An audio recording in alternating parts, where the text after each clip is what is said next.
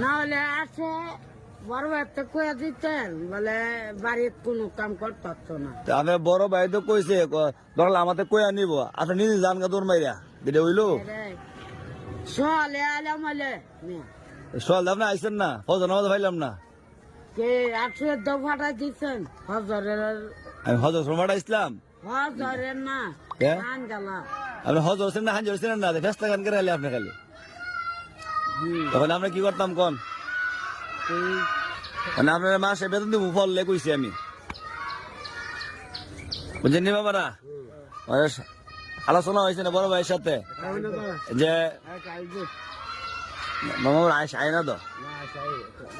আলোচনা হয়েছে যদি রেগুলার ফরা তাই নামাজ চললে প্রতি মাসে 3,000 টাকা দিব এবারে মাঝের মধ্যে বেটা হাত খরচ দেওয়া হইব বুঝছেন মানে বেটা যে গেল নামাজ চুরিয়া